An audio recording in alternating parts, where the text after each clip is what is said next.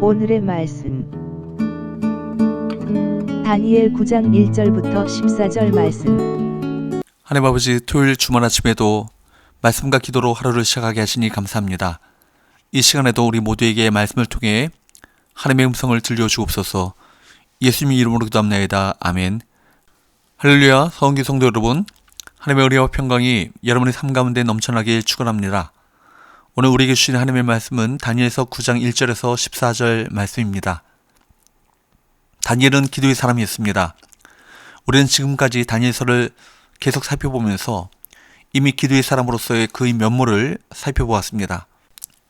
다니엘은 위급했던 때를 기도로 극복했습니다. 또한 자기의 목숨이 경각에 달린 위기 속에서도 여전히 기도하고 감사하며 그 상황을 하나님께 아뢰었던 기도의 사람 다니엘의 모습을 볼 수 있었습니다. 본문에는 다니엘로 하여금 기도하게 하는 상황과 그가 기도한 내용이 구체적으로 열거되어 있습니다. 우리는 이 본문을 통해서 다니엘은 어떤 태도와 자세로 하나님 앞에 나아가 무엇을 기도했으며 기도를 어떻게 생각했는가 하는 그의 기도관을 살펴볼 수 있게 됩니다. 실로 이 기도야말로 다니엘의 삶의 열쇠요 비밀이라고 할 수 있습니다. 하나님께서 이 다니엘에게 역사에 대한 그토록 놀라운 비밀을 계시할 수 있었던 이유를 알만 합니다. 먼 이방 나라에 포로로 잡혀간 몸이면서도 영광스럽게 하나님 앞에 쓰임을 받을 수 있었던 비결을 그의 기도 속에서 발견할 수가 있습니다. 9장의 배경은 7장과 8장의 벨사살 왕의 시대가 아닌 다리오 왕 원년입니다. 1절과 2절, 메대 족속 아하수에로의 아들 다리오가 갈대아 나라 왕으로 세움을 받던 첫 해, 곧 그 통치 원년에 나 다니엘이 책을 통해 여호와께서 말씀으로 선지자 예레미야에게 알려주신 그 연수를 깨달았나니 곧 예루살렘의 황폐함이 70년 만에 그치리라 하신 것이니라. 다니엘은 왕이 바뀌고 제국이 바뀌어도 하나님의 음성을 듣고 있습니다. 세상이 바뀌는 것과 상관없이 하나님의 섭리는 진행되어 갑니다. 세상의 정권은 바뀌어도 하나님의 사람들은 변하지 않고 굳건히 서서 하나님의 말씀과 인도에 귀를 기울입니다. 유다 포로를 다스리는 제국은 바뀌었지만 포로로 살아가는 유다 백성들의 상황은 변하지 않았습니다. 하지만 하나님은 유다의 멸망을 경고했던 예레미야를 통해 회복의 약속도 같이 주셨습니다. 3절, 내가 금식하며 베옷을 입고 죄를 덮어쓰고 주 하나님께 기도하며 간구하기를 결심하고.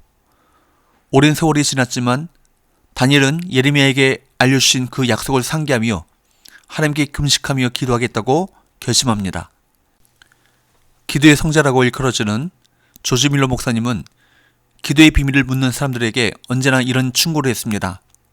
하나님의 약속에 근거하여 기도하십시오. 그 약속이 어디 있습니까? 성경에 있습니다. 말씀을 읽어보십시오. 우리 삶에 대하여 이 말씀에 얼마나 놀라운 약속들이 많이 담겨 있는지 아십니까? 기도할 때 그냥 기도하지 마시고 말씀을 따라서 기도하십시오. 그렇습니다. 응답받는 기도의 조건 중에 하나는 하나님의 약속을 붙들고 기도하는 것입니다. 힘들고 어려운 상황에서 우리는 하나님의 약속의 근거에 간절하게 기도해야 합니다. 시간이 지나고 상황이 어려워져도 하나님의 약속을 붙들고 기도로 나아가야 할 것입니다. 4절 하반절에서 14절까지는 다니엘의 기도의 내용이 담겨져 있습니다. 그 기도의 내용은 우리 이스라엘 공동체의 죄악입니다. 그런 죄악을 실토하고 모든 재앙의 원인은 바로 범죄임을 인정합니다. 다니엘은 회개 기도를 하는 것입니다. 3절 4절 말씀에 보면 다니엘은 내가 라고 하는 1인칭 단수를 사용해서 기도합니다. 그러다가 5절부터는 우리라고 하는 1인칭 복수 대명사를 사용합니다. 그렇습니다. 기도할 때 중요한 것 중에 하나는 먼저 하나님 앞에서 자신이 어떤지를 돌아보는 것입니다. 거룩하신 하나님 앞에 나아가기 위해서는 지금 내가 영적으로 어떤 상태인지 인식해야 합니다. 나아가 가족, 교회, 그리고 우리 사회의 모습을 말씀을 통해 제대로 볼 수 있어야 합니다. 다니엘은 하나님의 성품을 놓고 기도합니다. 4절, 내 하나님 여호와께 기도하며 자복하여 이르기를 크시고 두려워할 주 하나님, 주를 사랑하고 주의 계명을 지키는 자를 위하여 언약을 지키시고 그에게 인자를 베푸시는 이시여. 크시고 두려워할 주 하나님, 크시고 두려워할 주 하나님이시기에 자신의 문제를 해결해 주실 수 있는 유일한 분임을 믿고 기도합니다. 또한 언약을 지키시는 하나님은 언약을 지키시는 하나님이 아니십니까? 주의 말씀을 지키는 자들에게 약속을 이루시는, 또 그에게 인자를 베푸시는 하나님이 아니십니까? 주를 사랑하고 주의 계명을 지키는 자에게 언약을 지키시는 그런 분이심을 믿고 그렇게 기도합니다. 하나님이 어떤 분인지를 아는 성도는 믿으신 하나님을 의지하여 더욱 확신과 믿음을 가지고 기도할 수 있습니다. 다니엘은 또한 유다 민족이 주를 사랑하지 않고 주의 계명을 지키지 않은 패역하고 악한 민족이었음을 고백합니다.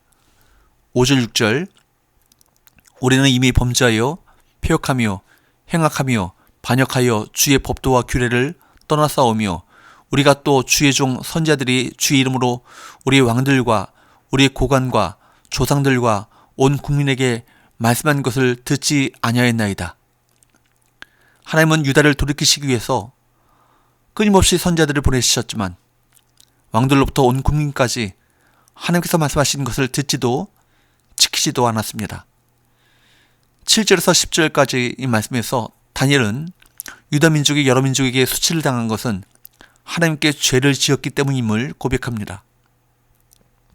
하나님께서 우리의 기도에 응답하지 않으시거나 말씀이 들리지 않는 주된 원인 중에 하나는 죄입니다. 죄를 범하여 고난을 자처한 경우에는 자신 혹은 공동체의 상태를 먼저 제대로 인식해야 합니다. 이것이 바로 회복의 시작입니다. 11절에서 14절까지 말씀에서 다니엘은 하나님이 큰 재앙을 내리시고 저주를 내리신 것은 이스라엘 민족이 하나님의 말씀을 지키지 않고 불순종해서 일하는 것임을 다니엘은 고백합니다.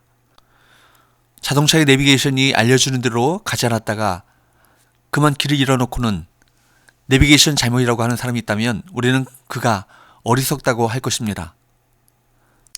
그런데 우리도 그럴 수 있습니다.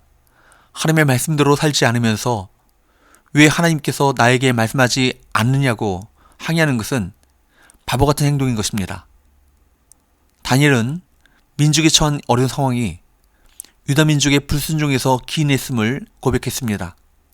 70년 만에 고국으로 돌아갈 것이라는 예언이 성취되기 위해서는 유다 민족의 돌이킴이 필요합니다.